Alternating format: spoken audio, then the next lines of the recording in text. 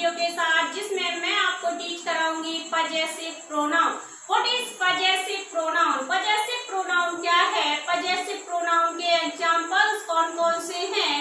Possessive pronoun के साथ अगर ऑफ का यूज होता है तो फिर उसमें उसका अर्थ क्या निकलता है? तो आइए स्टार्ट करते हैं possessive pronoun.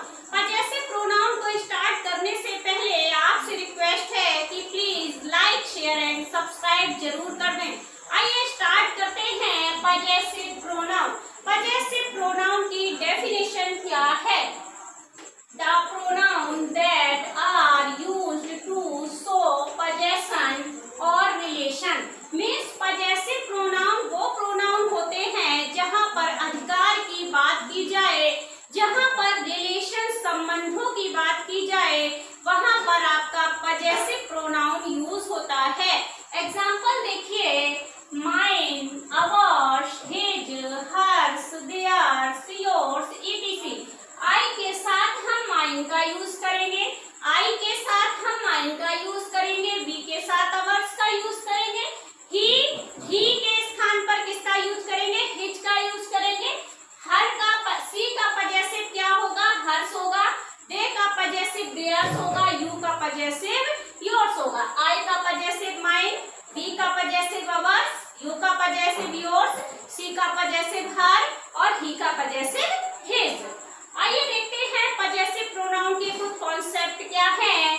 They are not used before noun. ये कभी भी नाउन से पहले यूज नहीं किए जाते हैं और विथ नाउन, और ना ही नाउन के साथ यूज किए जाते हैं। ये कभी भी ना तो नाउन से पहले यूज होते हैं और ना ही नाउन के साथ में यूज होते हैं।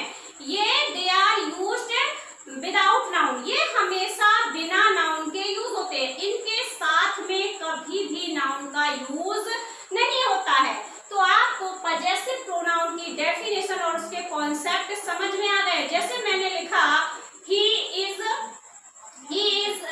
This book is mine. यह किताब मेरी है। अगर मैंने लिख दिया this is a mine book, this is a mine book, अगर मैंने लिख दिया तो माइन आपका फिर क्या बन जाएगा? पजेसिव प्रोनाउन ना रहकर पजेसिव एडजेक्टिव बन जाएगा। पजेसिव एडजेक्टिव हम अभी आगे पढ़ेंगे, लेकिन अभी आइए चलते हैं पजेसिव प्रोनाउन जो अभी मैं आपको टीच करा रही हूँ। इसके एग्जांपल्स क्या है? This book is hers. यह किताब उसकी है। तो हर्स आपका क्या हो गया? हर्स आपका पजेसिव प्रोनाउन हो गया। That school is theirs. यह स्कूल उनका है। तो देयर्स आपका क्या हो गया? देयर्स आपका पजेसिव प्रोनाउन हो गया। This pen is mine. यह पेन मेरा है। तो माइन आपका क्या होगा? पजेसिव प्रोनाउन हो गया। That pencil is his. यह पेंसिल उसकी है। तो हिज क्या हो गया? पजेसिव प्रोनाउन हो गया। The shirt is mine. यह शर्ट मेरी है। तो माइन आपका पजेसिव प्रोनाउन होगा। The dog is hers. Hers आपका पजेसिव प्रोनाउन होगा। The word is ours. तो अवर्स आपका पजेसिव प्रोनाउन होगा। Underline words are called possessive pronoun. मैंने जहां पर अंडरलाइन किया है, जिन जिन वर्ड के नीचे मैंने अंडरलाइन किया है, वही तो आपके पजेसिव प्रोनाउन है। Means hers, theirs, mine, his, mine, hers, ours, ये आपके पजेसिव प्रोनाउन है। Underline words are called possessive pronoun. अगर मैंने देखिए यहाँ इस तरह से लिख दिया दिस इज हर्स बुक। अगर मैंने हर्स को नाउन से पहले लिख दिया तो ये आपका पजेसिव प्रोनाउन नहीं है। ये आपका सेंटेंस रॉन्ग हो जाएगा, क्योंकि ये आपका पजेसिव प्रोनाउन ना होकर पजेसिव एडजेक्टिव बन जाएगा।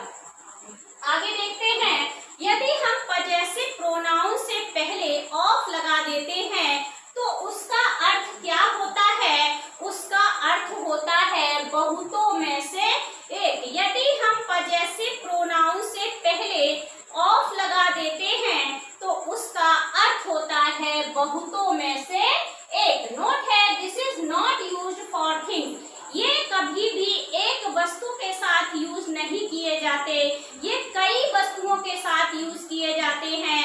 इसमें कई में से एक की बात की जाती है। बहुत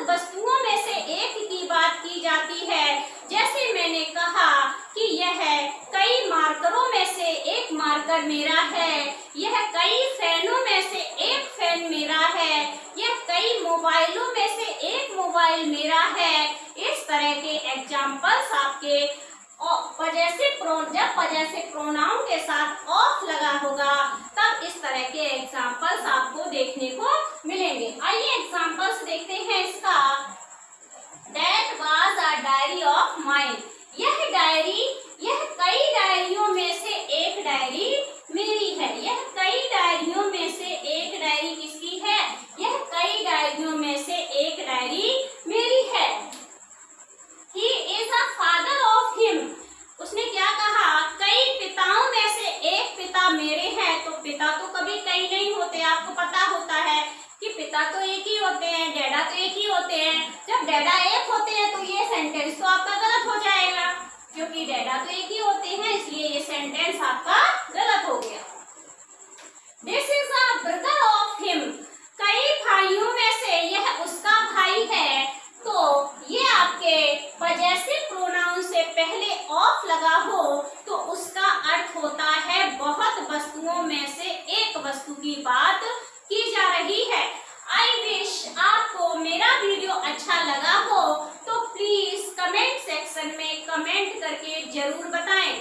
अगर ना समझ में आया हो तब भी मुझे कमेंट करके बताएं कि आपको कहाँ कौन सी जगह प्रॉब्लम आई है, किस हेडिंग में आपको प्रॉब्लम आई है। सो प्लीज अगर आपको वीडियो अच्छा लगा हो तो एक बार लाइक जरूर करें, ज्यादा से ज्यादा लोगों के पास शेयर करें ताकि सभी को पता चल जाए पजेसिव प्रोनाउन क्या है, पजेसिव प्रोनाउन के कॉन्सेप्ट कैसे हम क्लियर करेंगे, ये सबको जानकारी मिल जाए। सो प्लीज सभी के पास आप शेयर कर दें।